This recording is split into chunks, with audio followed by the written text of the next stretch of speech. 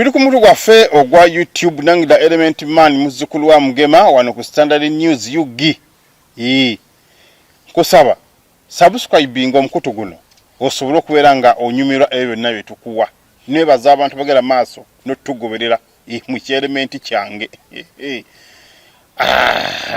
Bannaye. Kale ekyo vulaba nga nebaza mwenna bagera maaso n'okundaba. Mayibuli kyenteekawo ne mukyaba nange munzizaamu amaanyi ate ne mbongera ekirala. Nze da Element Man muzzukulu wa Mugema nze ntuuseewo mu kaseera kano. Kale waliwo poliisi byetubidde nayo bannange mwe bannannyini byo tusaba mujje mu bikime. Twabadde tuli awo nga poliisi esobeddwa eka ne mu kibira ng'egamba ye bannange lwaki mwe temujja ne mututaasa. Poliisi erina embuzi, poliisi erina ente, baabisuuza ababbi mu bitundu bye Busukuma saako ne Nalusugga byonna biri mu Kasanga Town Council era byonna biri mu Busukuma kiri ku Gayaza to Zirobwe Road. Then ate Nalusugga kyo kiri mu Kasanga Town Council. Kati gwenna ali eyo jangu oberenga okima ebintu byammwe bino naddala embuzi ebisolo. Poliisi yagenze maaso n'okubeera nti ebisuuza ababbi bafuusa ababbi. Kati gwenna ali eyo bambi jangu osobole okubeera nga okima ensolo zo, okima ebintu byo, osobole okubeera nga okima embuzi, kuliko ente, wabaddewo n'ente, kali n'ente ezimu ziziriggwako.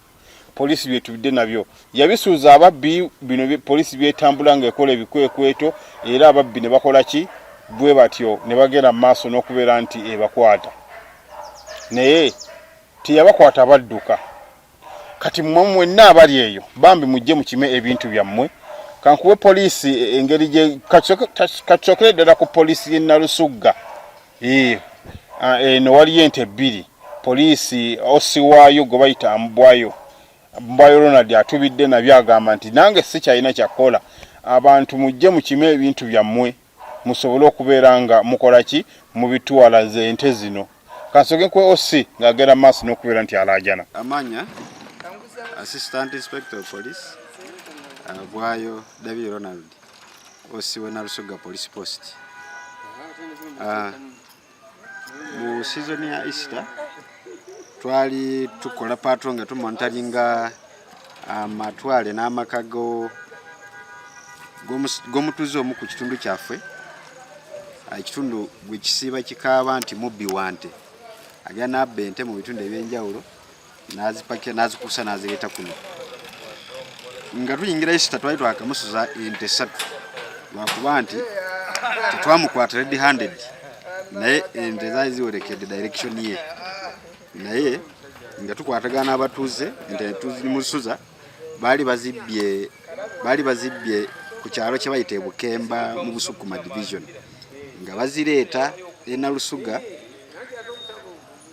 ku kyalo Nalusugga mu Kasanga Town Council. Naye zo twasobola zitaasa nga tenawayita wiki emu tumonitaringa mu season ya Easter nga tuteebereza nti era ateekeddwa okukola ki yandi operatinga ntuufu ddala. Zaali saawa nga 10 dakika nga 4 ez'okumakya budde bukeesa. Zabayo bamonitaringa movement zaffe za patrol. Kati bategeye nti tuyidwe nga tuddayo ku station nga tufune essimu nga moroka ekola ki ingira obuyingizi okuva ku bantu bakisi baffe twali tutaddeyo ku ground okutuyambako okuketa. So twagenda okutuuka nga tufuddala ente bakola ki bakazitikkula era ne moroka zatikkula ente moroka yapakira ente ezo twagezaako okugiyimiriza n'amasasi naye speed gye baali baddukirako yali speed nkambwe ate nga mu nzikiza so ne tulemerera okukola ki okuyimiriza emoroka eyo naye tukakasa nti moroka eyo yatoloka ng'efunye damage. Naye kirungi nti ente twasobola ozirikabaringa. Ekyewunyisa nti ziba twakazituusa ku poliisi. Omwami oyo ayogerwako amanyiddwa nga Kino Vincent Mutansaba nga nkubira essimu nga claiming anti ente zize namugamba ente weziba zizo jangu ku poliisi n'ebbaluwa eyapakidde ki ente ezo. Mwami oyo yaddamu n'aŋŋamba nti ente ezo kituufu ddala n'azirese naye ebbaluwa yazo sizirina. Era kati tuli mu kisindooza nga 3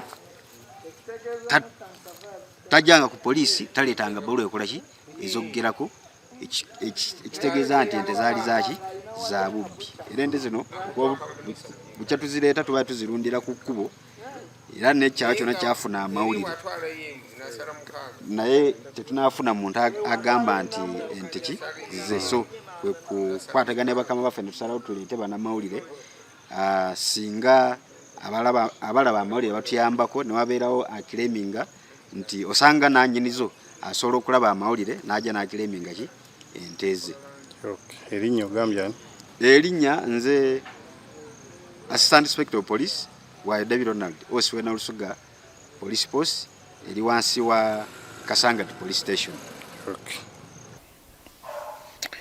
Ate bwe twavudde ntugenda ku poliisi y'e Busukuma kiri ku luguudo oluva e Gayaza okudda e Zirowe. Mu makkati awe wali Busukuma. Kati poliisi eno yasuuza ababbi ente ziri nga 12 no ente ziri 2 saako n'embuzi ziri nga 11 ku 10.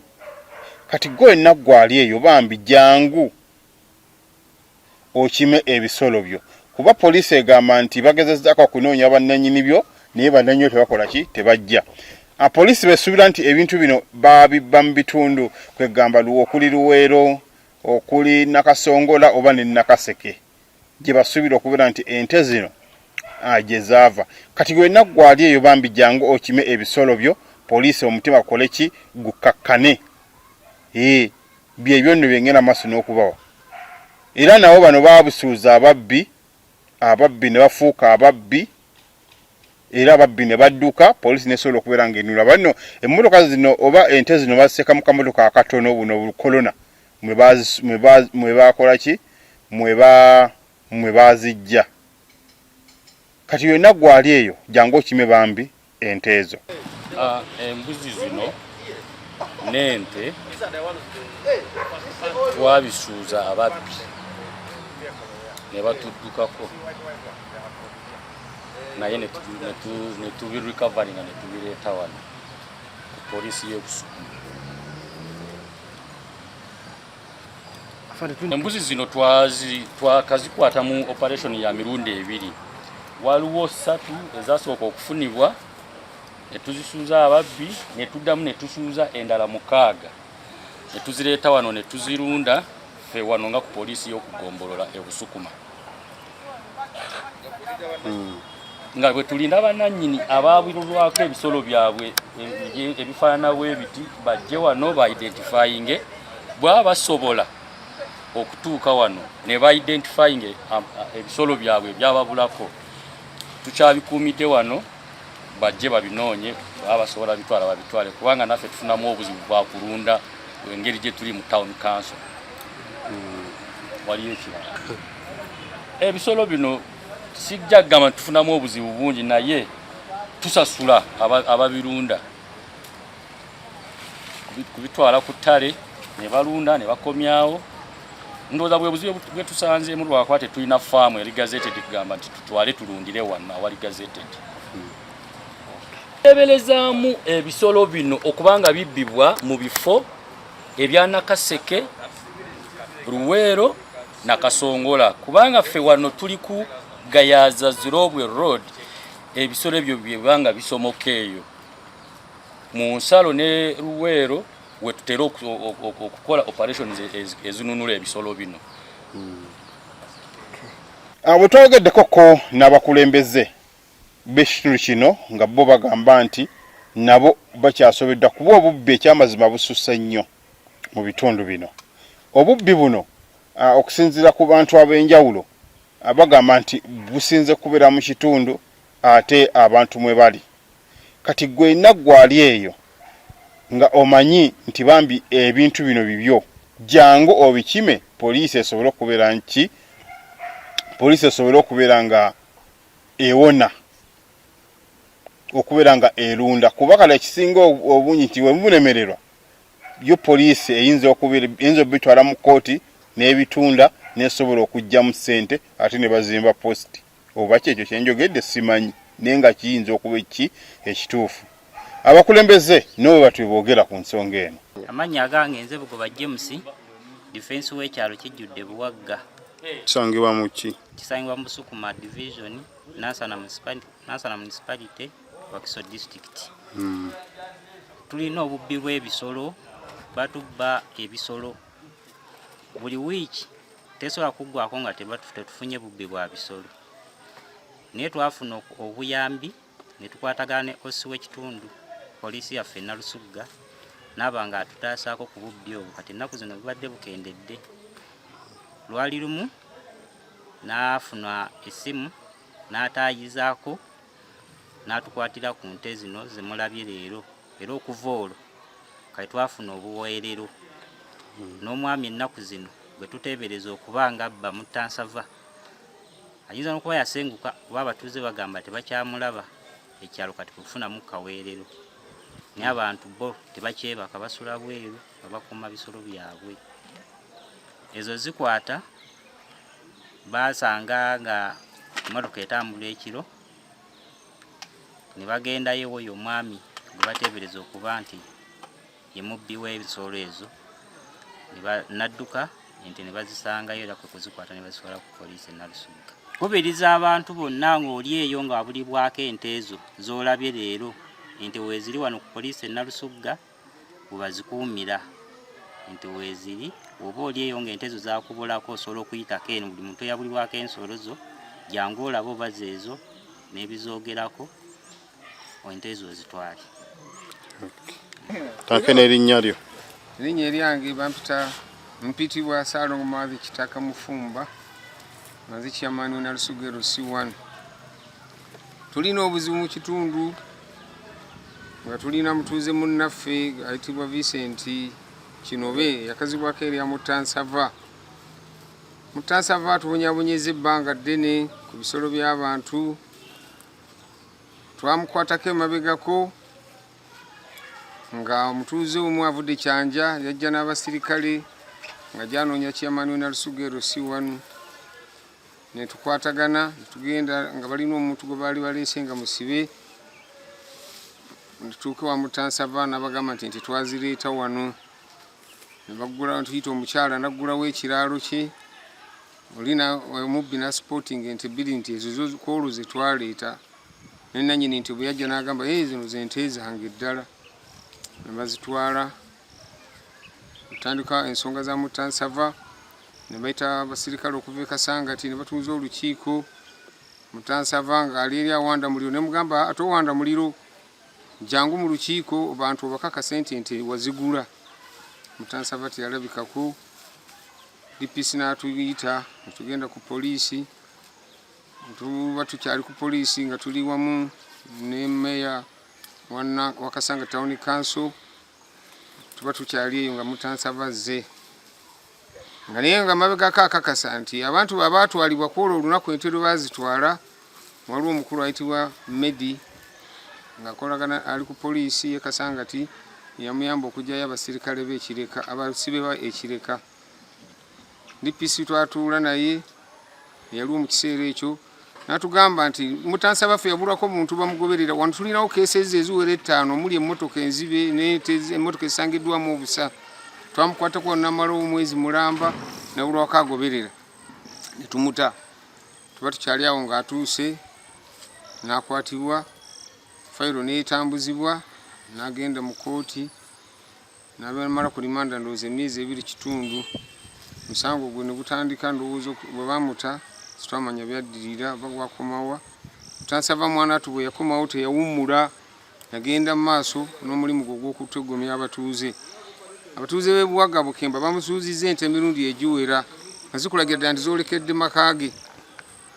Kale no lwali lunaku lumu nga tuli ne OC Nalusugga Police Station nga tuli mu bikwekweto byaffe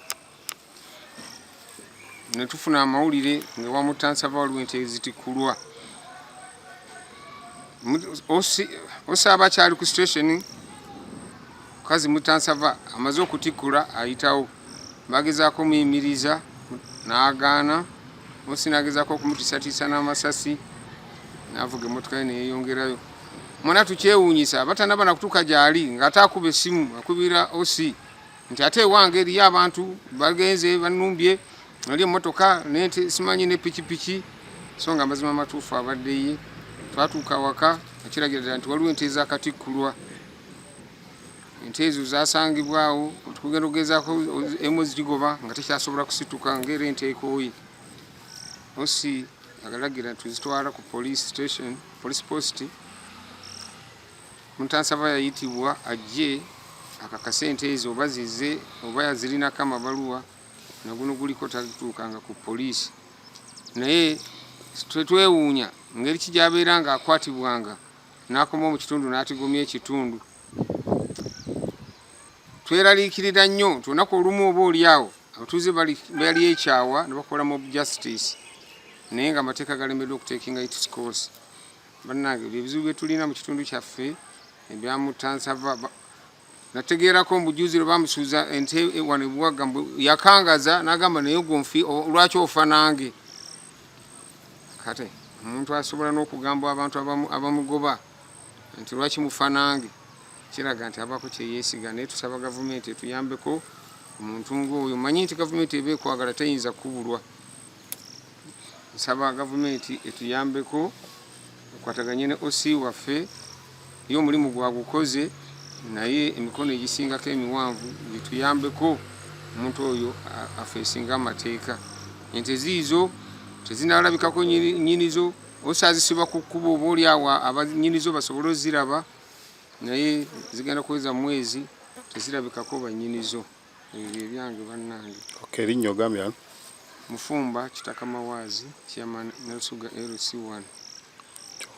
Mwebale kulaba mukutu gwaffe guno era nze mbadde Element Man muzzukulu wa Mugema.